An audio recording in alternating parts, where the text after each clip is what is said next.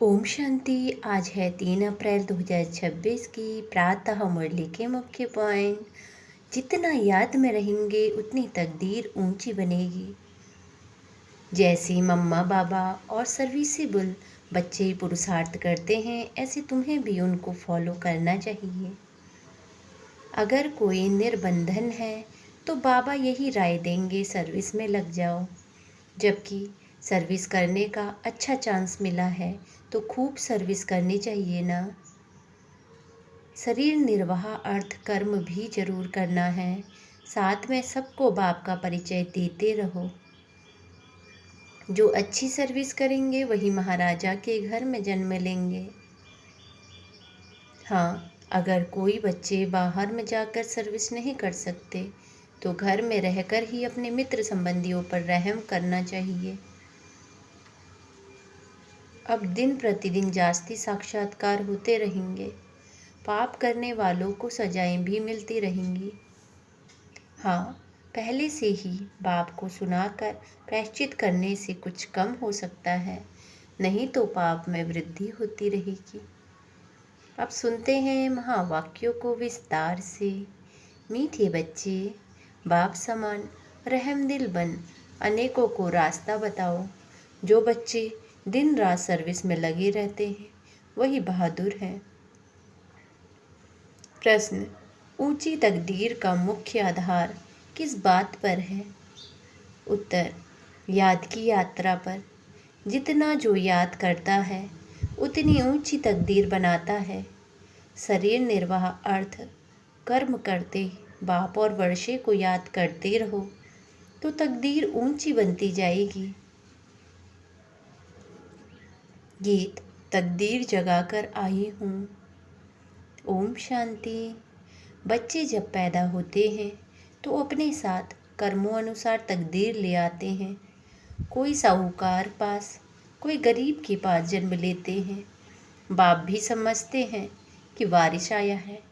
जैसे जैसे दान पुण्य किया है उस अनुसार जन्म मिलता है।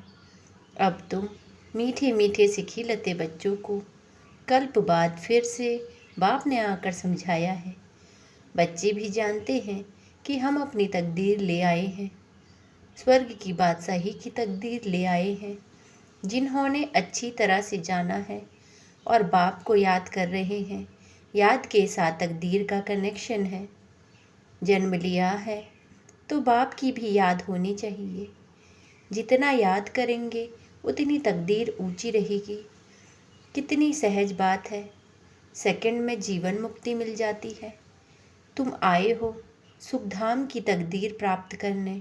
अभी हर एक पुरुषार्थ कर रहे हैं, हर एक अपने को देख रहे हैं कि हम कैसे पुरुषार्थ कर रहे हैं।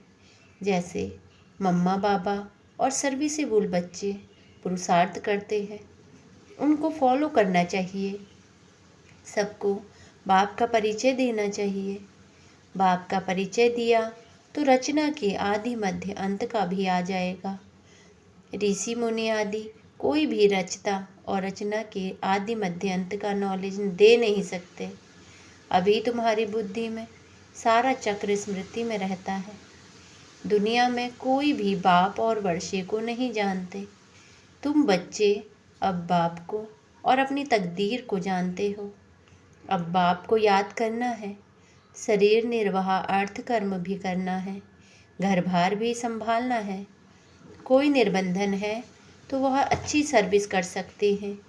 बाल बच्चे कोई नहीं तो उनको सर्विस करने का अच्छा चांस है। स्त्री को पति व बच्चों का बंधन होता है। अगर बच्चे नहीं हैं तो बंधन मुक्त ठहरे ना। बहुत जैसे वानप्रस्थी हो गई। फिर मुक्ति धाम में जाने के लिए संग चाहिए।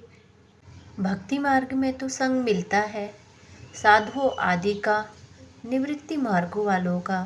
यह निवृत्ति मार्ग वाले प्रवृत्ति मार्ग का वर्षा दिला न सके। तुम बच्चे ही दिला सकते हो। तुमको बाप ने रास्ता बताया है। भारत की हिस्ट्री ज्योग्राफी 84 जन्मों की बैठ समझाओ।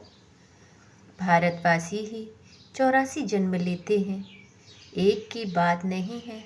सूर्यवंशी सो फिर चंद्रवंशी, फिर वैश्यवंशी घराने में आते हैं। नंबरवार तो होते हैं ना। भारत का पहला नंबर प्रिंस है श्री कृष्ण, जिसको झूले में झुलाते हैं। दूसरे नंबर को झुलाते ही नहीं है, क्योंकि कला कम हो गई। जो पहला नंबर है, पूजा उसकी होती है। मनुष्य समझते नहीं कि श्री कृष्ण एक है व 2 3 है। श्री कृष्ण की डिनाइस्टी चलती है, यह किसी को भी पता नहीं है। पूजा सिर्फ नंबर 1 की होती है। मार्क्स तो नंबरवार ही मिलते हैं। तो पुरुषार्थ करना चाहिए कि क्यों ना हम पहले नंबर में आए। मम्मा बाबा को फॉलो करो, उनकी राजधानी ले ले वे। जो अच्छी सर्विस करेंगे वह अच्छे महाराजा के घर में जन्म लेंगे। वहाँ तो है ही महाराजा महारानी। उस समय कोई राजा रानी का टाइटल नहीं होता है, वह बाद में शुरू होता है। द्वापर से जब पतित बनते हैं तो उसमें बड़ी प्रॉपर्टी वालों को महाराजा कहा जाता है। फिर राजा का लक़ब कम हो जाता है। फिर जब भक्ति मार्ग होता है तो गरीब साहूकार में फ़र्क तो रहता है ना। अब तुम बच्चे ही शिव बाबा को याद करते हो और उनसे वर्षा ले रहे हो, और सत्संगों में मनुष्य बैठ कथा सुनाते हैं। मनुष्य मनुष्य को भक्ति सिखलाते हैं। वे ज्ञान देकर सद्गति नहीं कर सकते। वेद शास्त्र आदि सब हैं भक्ति मार्ग के। सद्गति तो ज्ञान से होती है। पुनर्जन्म को भी मानते हैं।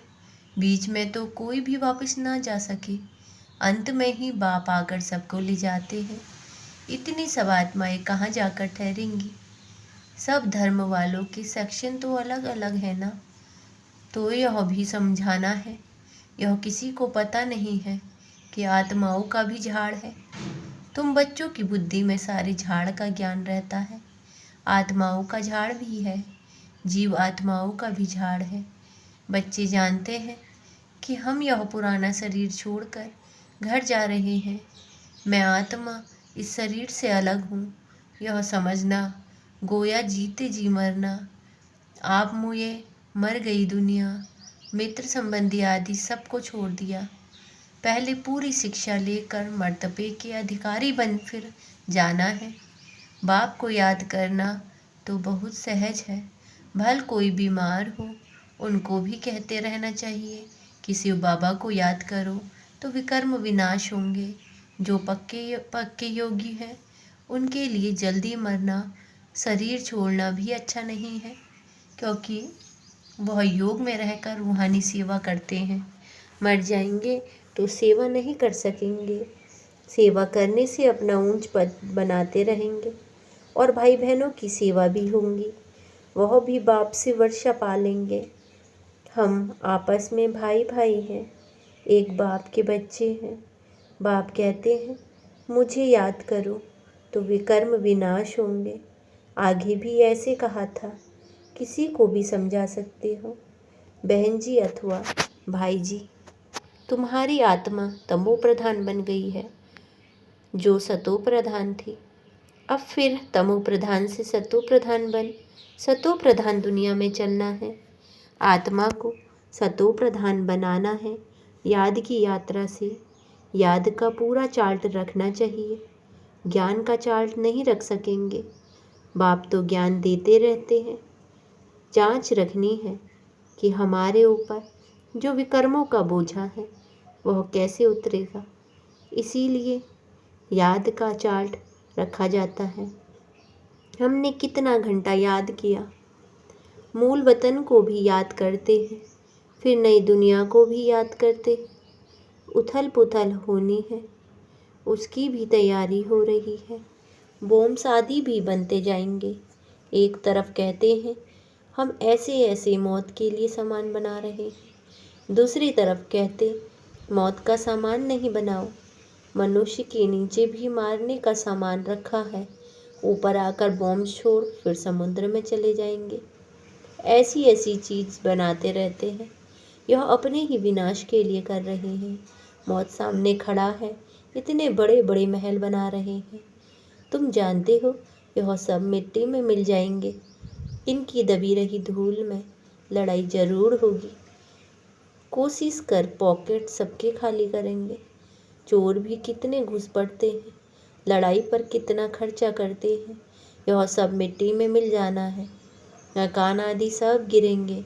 बॉम्ब्स आदि गिरने से सृष्टि के 3 भाग खलास हो जाते हैं, बाकी 1 भाग बच जाता है। भारत एक हिस्से में है ना, बाकी तो सब बाद में आए हुए हैं। अभी भारत खंड का ही भाग बचेगा। मौत तो सबका होना ही है, तो क्यों ना हम बाप से पूरा वर्षा ले लेवे। इसीलिए बाप कहते हैं लौकिक संबंधियों से भी तोड़ निभाना है।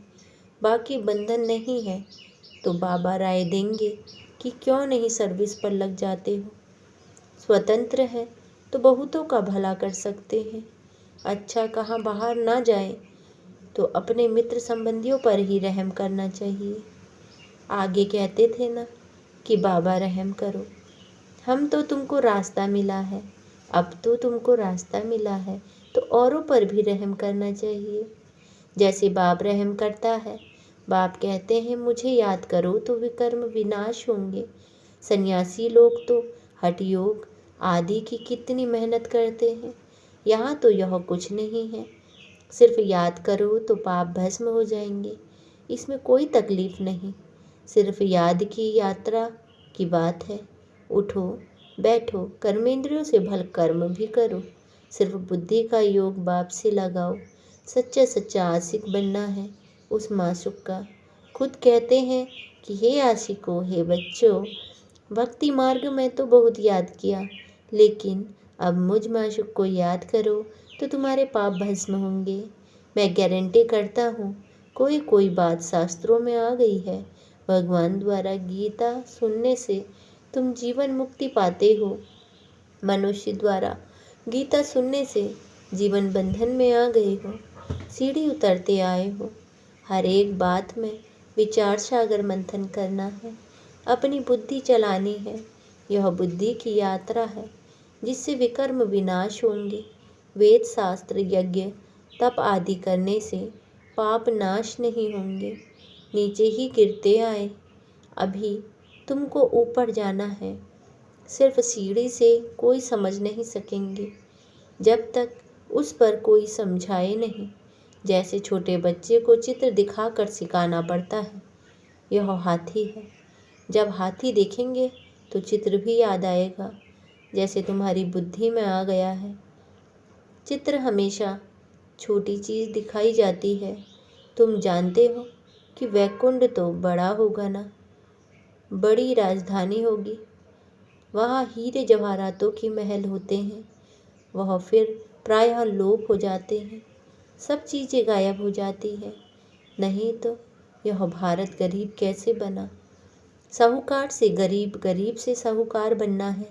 यह ड्रामा बना बनाया है, इसीलिए सीढ़ी पर समझाया जाता है। नए नए आते हैं, उनको समझाने से प्रैक्टिस होगी, मुख खुल जाएगा। सर्विस लायक बच्चों को बनाया जाता है। कई सेंटर्स पर तो बहुत बच्चे अशांति फैलाते रहते हैं। बुद्धि योग बाहर भटकता है तो नुकसान कर देते हैं, वायुमंडल खराब कर देते हैं। नंबरवार तो है ना। फिर बाप कहेगा तुमने पढ़ा नहीं, तो यह हाल अपना देखो। दिन प्रतिदिन जास्ती साक्षात्कार होते रहेंगे, पाप करने वालों को सजाएं भी मिलती रहेगी। फिर कहेंगे नाहीक हमने पाप किया। बाप को सुनाकर प्रायश्चित करने से कुछ कम हो सकता है, नहीं तो वृद्धि होती रहेगी। ऐसा होता रहता है, खुद भी महसूस करेंगे, परंतु फिर कहते क्या करें। हमारी यह आदत मिटती नहीं, इससे तो घर जाकर रहें। कोई तो अच्छी सर्विस करते हैं, कोई डिससर्विस भी करते हैं। हमारी सेना में कौन कौन बहादुर है, यह बाप बैठ नाम बताते हैं। बाकी लड़ाई आदि की यहाँ बात नहीं है, यह है बेहद की बातें। अच्छे बच्चे होंगे तो बाप जरूर महिमा भी करेंगे। बच्चों को बहुत रहम दिल कल्याणकारी बनना है, अंधों की लाठी बनना है, सबको रास्ता बताना है कि बाप को याद करो तो विकर्म विनाश होंगे, पाप आत्मा और पुण्य आत्मा कहते हैं ना, ऐसे थोड़े कि अंदर परमात्मा है, वह आत्मा कोई परमात्मा बन जाती है। यह सब रॉन्ग है। परमात्मा पर थोड़े ही पाप लगता है, उसका तो ड्रामा में पार्ट है सर्विस करने का। मनुष्य ही पाप आत्मा पुण्य आत्मा बनते हैं तो सतो प्रधान थे, वही तमो प्रधान बने हैं। उनके तन में बाप बैठ सतो प्रधान बनाते हैं तो उनकी मत पर चलना पड़े ना। अभी बाप ने तुम बच्चों को विशाल बुद्धि बनाया है। अभी तुम जानते हो कि राजधानी कैसे स्थापन हो रही है। बाप ही ब्रह्मा तन में आकर ब्रह्मा मुख वंशावली बच्चों को राजयोग सिखाई देवी देवता बनाते हैं, फिर पुनर्जन्म ले सीढ़ी उतरते हैं। अब फिर सब रिपीट करना है। बाप फिर ब्रह्मा द्वारा स्थापना करा रहे हैं। योग बल से तुम 5 विकारों पर जीत पाकर जगत जीत बनते हो। अच्छा, मीठी मीठी सी कीलतें बच्चों प्रति माता पिता बाप दादा का याद प्यार और गुड मॉर्निंग। रूहानी बाप की रूहानी बच्चों को नमस्ते। नमस्ते बाबा नमस्ते, सदा रहो हंसते सदा रहो हंसाते। वाह बाबा वाह, वाह ड्रामा वाह, वाह हमारा श्रेष्ठ भाग्य वाह, हम धन्य धन्य हो गए, हम प्रभु को पा गए। शुक्रिया बाबा शुक्रिया। धारणा के लिए मुख्य सार पहला, बंधन मुक्त बन बाप की सर्विस में लग जाना है, तभी ऊंची तकदीर बनेगी। रहम दिल बन अनेकों को रास्ता बताना है, अंधों की लाठी बनना है। दूसरा, इस शरीर से ममत्व निकाल जीते जी मरना है, क्योंकि अब वापस घर जाना है। बीमारी में भी एक बाप की याद रहे तो विकर्म विनाश हो जाएंगे। वरदान, कल्याण की भावना द्वारा हर आत्मा के संस्कारों को परिवर्तन करने वाले निश्चय बुद्धि भव। कल्याण की भावना द्वारा हर आत्मा के संस्कारों को परिवर्तन करने वाले निश्चय बुद्धि भव। विस्तार, जैसे बाप में 100% निश्चय बुद्धि हो। कोई कितना भी डगमग करने की कोशिश करे लेकिन हो नहीं सकते। ऐसे दैवी परिवार व संसारी आत्माओं द्वारा भल कोई कैसा भी पेपर ले, क्रोधी बन सामना करे व कोई इंसल्ट कर दे, गाली दे, उसमें भी डगमग हो नहीं सकते।